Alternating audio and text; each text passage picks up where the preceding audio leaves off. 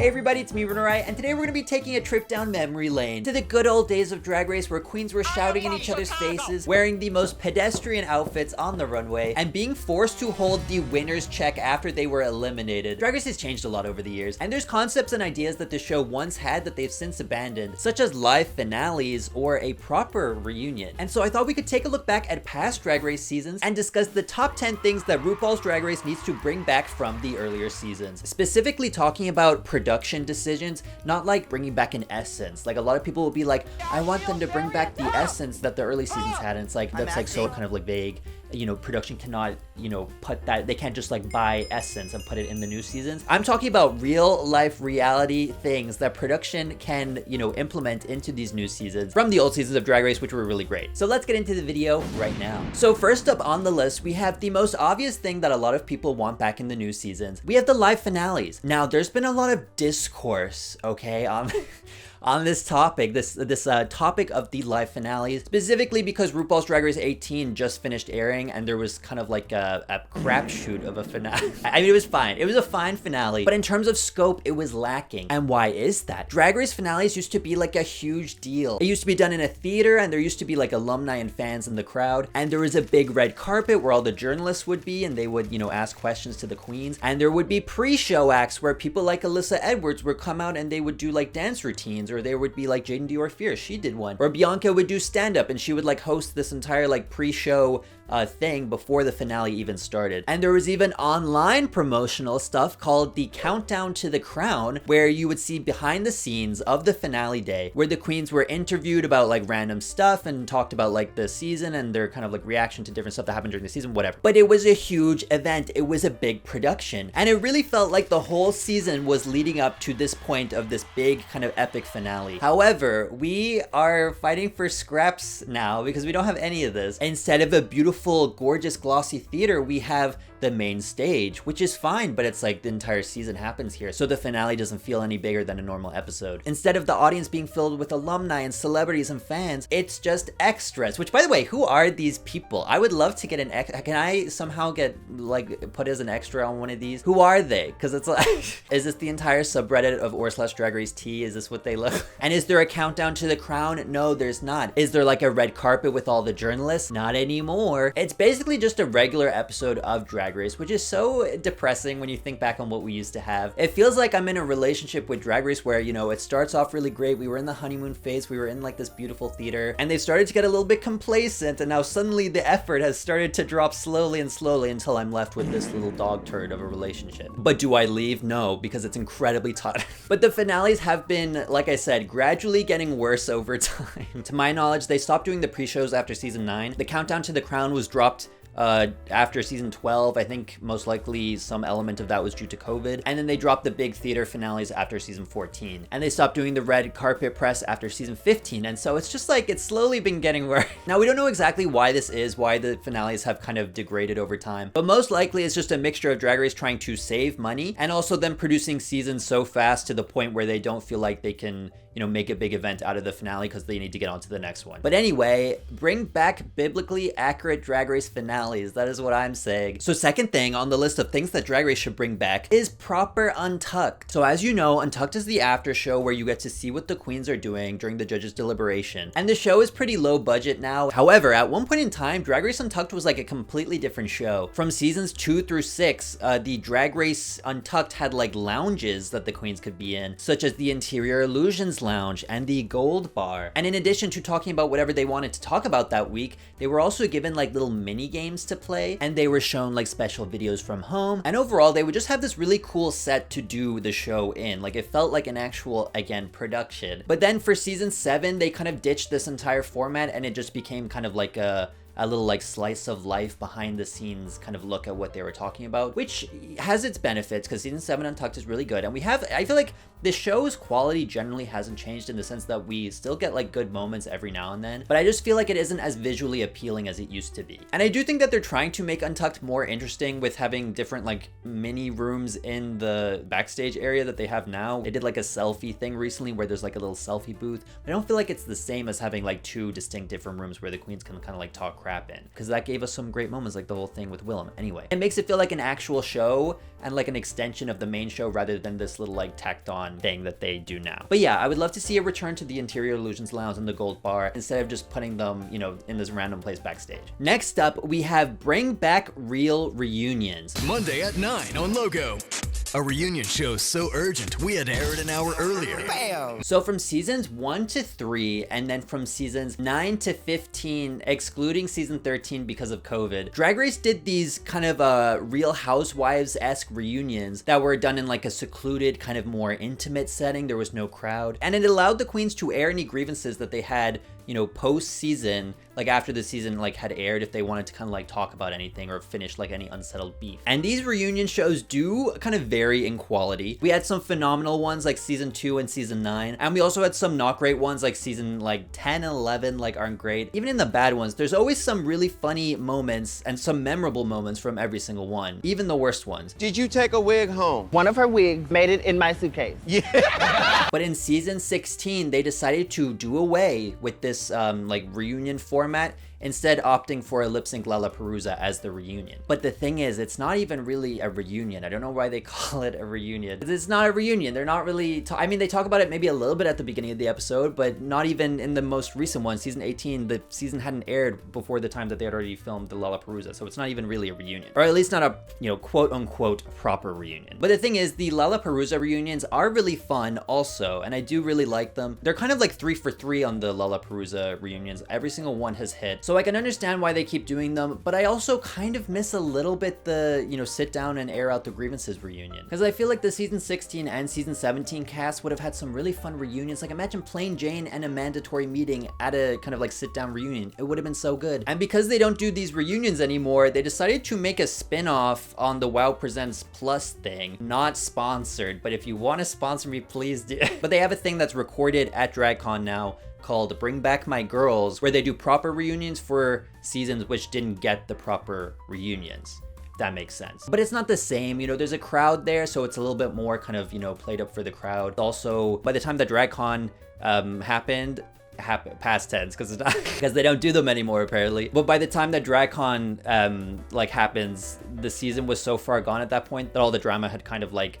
you know, fizzled out by that point, so no one really cared. I would love to see it come back in some shape or form. The next thing I want to see return to Drag Race is the queens winning their way back into the competition. Now, because Drag Race has to fulfill a certain amount of episodes per season, they are presented with the challenge of having to do non-elimination episodes while keeping the season interesting, in order to kind of like stretch the amount of queens on the season out to fulfill like the episode order. And because of this, we have had a season with 1,000 double Shantaes. We've had a magical golden chocolate bar, which saved someone from elimination. There was a badunkadunk tank where if you guess a number correctly, you stay in the competition. And we've also had RuPaul bringing someone back to the competition, like just because, like. However, an approach to this problem, which I really miss, is bringing back all of the eliminated queens to the episode and having them compete in the challenge, and then whoever wins the challenge gets to win their way back into the competition. The best examples of this being the Conjoined Queens on season 7 and the Comedy Queens challenge from All Stars 2. Both super fun episodes. It's really fun to see the queens come back to the competition. You get to kind of reignite any like drama that happened when they were there, and you get to kind of like reignite it when they come back. It's just really fun to see queens who have been eliminated have this fire in them to kind of earn their way back into the competition. They did experiment with this kind of, you know, earn your way back into the competition through lip syncs, but I don't think that's as interesting to me personally, because it's just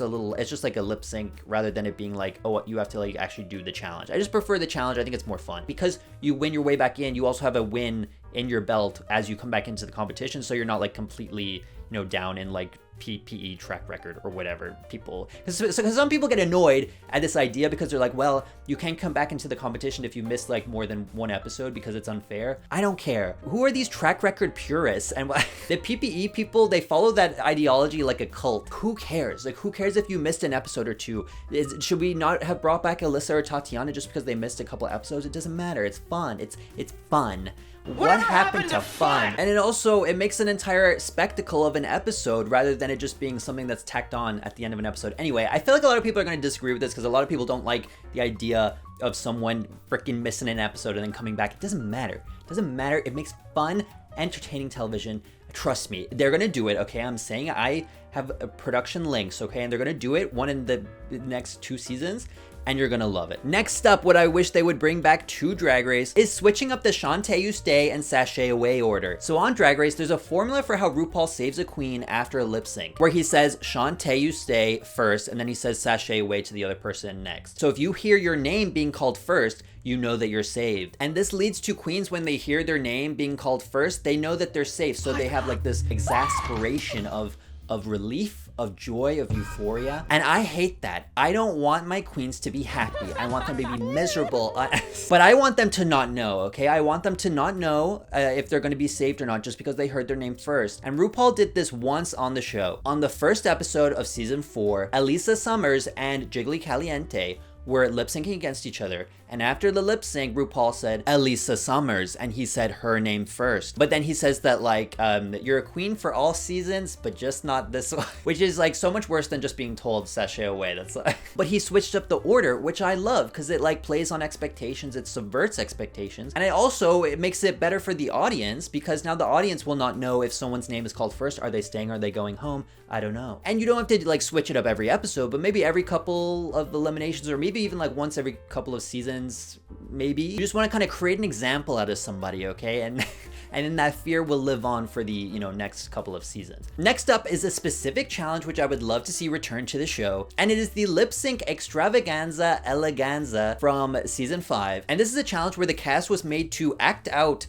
famous moments from Untucked. So whether it be the Mimi I'm First Sugar Daddy speech or the Tyra versus Tatiana wedding dress beef that they had, but they were made to lip sync to these iconic Untucked moments. And this was in season 5 before some of the most iconic Untucked moments even happened, which means if they were to do this challenge today, they would have over 13 seasons of Untucked content to parody. Some personal favorites of mine, which I would love to see them act out: Mimi I'm First versus Everyone on All Stars 1, Serena versus Everyone on season 5, Alyssa versus Jade on season 5, Laganja versus Everyone on season 6, Aja versus Valentina on season 9, Tamisha versus Candy on season 13, and you could even do like monologue ones with Kennedy Davenport's After a Long Night of Hooking, like that entire monologue. Like there are so many iconic Untucked moments that they could do in a sequel challenge of this. It's also like beautiful fan service because as fans of the show, we would love to see these scenes from the show that we love parodied in a challenge. I think like a lot of the fans would love it just because it's referencing these,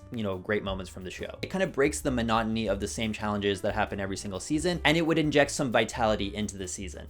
Oh my god, ow. My hand hurts so bad. Do you see the mark that holding the mic does for me? I forgot this is why I stopped holding the thing, and also because people bullied me online. I was bullied. High school bullies. Next up, we have a really small one, but it's a little gripe that I have with some of the more recent seasons, and it is to bring back crowds for every single comedy challenge. So during the stand-up challenges of yesteryear, there used to always be crowds, and sometimes the crowds were even part of the challenge, like in the season 6 stand-up challenge, where they changed the whole crowd to elderly people so that the queens would have to adjust their jokes for, that type of audience. And that was really fun. But then COVID happened, okay? I'm sensing a pattern with this COVID thing. But public gatherings were not allowed. And so then they stopped bringing in crowds for the comedy challenges. So understandable. But now, since not having crowds in the stand-up comedy challenges, they now do this thing where sometimes they'll bring in crowds and sometimes they won't. For example, most recently on season 18, they did the Alyssa Edwards toast thing.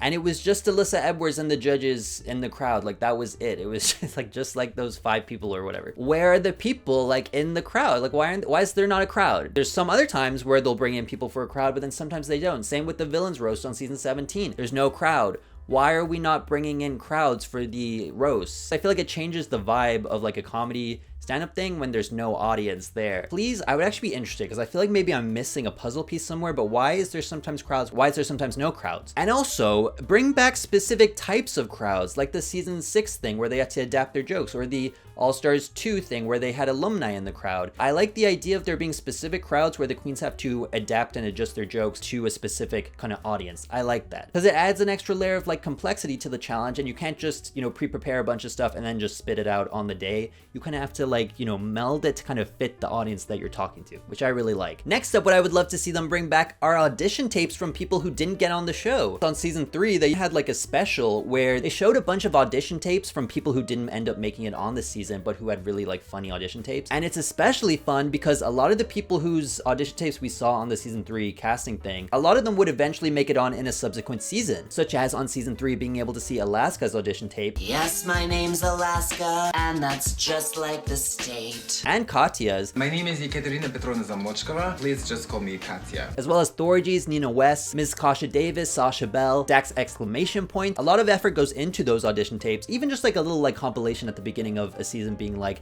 there are so many people who audition, and then show some of the people who didn't get on. I think that could be really fun and cool. And it also kind of sets up a storyline for the people whose audition tapes are shown, and then they'll eventually get on in like a couple of seasons later. The next thing I want to see return to Drag Race, specifically RuPaul's Drag Race All-Stars, is the All-Stars 2 Lip Sync for Your Legacy format. If you know me, you know that I cannot stand this All-Stars 10 bracket thing. I don't like the brackets. I have warmed up to it a little bit in this recent season. Like I was actually doing my video on All-Stars 12 that made me warm up to the bracket format a little bit, but I still don't really like it all that much. I still think that just like having a normal season play out is the best way for an All-Star season to happen. And I would love to see them do the lip sync for your legacy again. Say what you want, I don't care. All-Stars 2, All-Stars 3, and All-Stars 4 are really good seasons. Yes, there is little caveats to All-Stars 4 and All-Stars 3, but like they're really fun seasons regardless. They're super iconic, and I would love to see a return to the lip sync for your legacy format. I think that they're terrified of it ever since Manila's elimination. I do think producers are scared of it because it gives the queens so much power. To me, it's actually the only format for All-Stars that I really like. I would love to see a return, especially just get rid of this fucking bracket thing. Just get rid of it. We don't need it anymore. Why are you wasting 18 queens on a season? Just do like 10 queens. Just do 10 queens. Just pick 10 out of the bunch and put them on an All-Star season.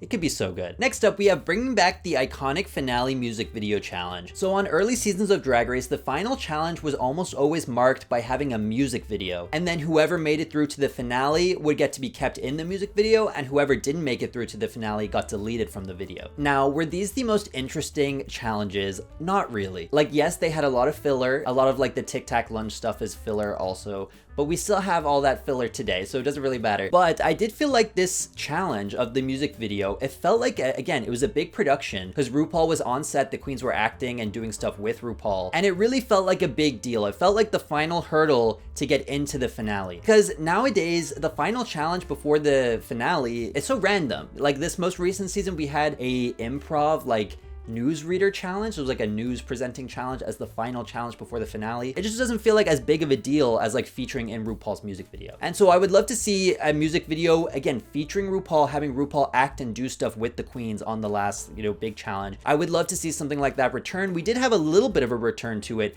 in season 15. They did a music video for Blame It on the Edit, and they had to write their own verses and stuff. And I do think that that's probably the evolution of the music video challenge, is probably having the queens write their own verses also. I think it just makes the end of the season feel a lot more real and a lot more of a big deal. So that is the video. Thank you so much for watching. Let me know what things you want Drag Race to bring back from the older seasons in the comments. Subscribe to get notified about more Drag Race content just like this. I have a TikTok and an Instagram. If you want to go follow me over there, please do. I also have a Patreon where I talk about even more things that I want Drag Race to bring back to the show, and also like a bunch of other fun, beautiful, extended videos and like live streams, everything you could possibly imagine, it's on the Patreon. Again, thank you so much for watching, and I'll see you in the next video.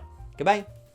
Hola a todos, ¿cómo están? Soy Corredor Ojo y ahora tenemos nombres de Patreon. Y primero tenemos a Bajillionaire Millionaire, Bowie LaVey, Brianna Gonzalez, Brony RuPaul, Brighton McLean, Carlos, Chaos Goblin, Chulo.jpg, Cool Gal Nan, Count Cacula, Crazy Oats, Deadpool, Debs, did you just say wig? Dip, Edgar Allan Pup, El Shadow Construct, M, Emily Prott, John Germange, He Him Sir, help, RuPaul has me locked in a closet. Hendrick, Jabroni, Jack Hydrick, Jeremy Allen Dillon, Jetta Like Jetta, Jim Jamie James Bradshaw, jperry.ika, Julie Huang, Cal, Kat, Kiera and Lid, Ken 10, Kilometers.mp3, Mr. Peralta, Nora, Oliver Allen, PRHX, Planet Daniel, Ripley-Bot 9000, Sam/Paradox, Sarah and Dan, Sung Hwan, Seymour Hull, Sunshine, Sweet Baby Nathan, The Almighty Anginator, Vern Wisner, Vico Pop, Tone, the Z is silent. I love that people are changing their names to make me say insane stuff. I do enjoy it. I do enjoy that. Would it really be a RunnerEye video without thanking the Patreon at the end? Sometimes it's like, how do I get it across to you guys?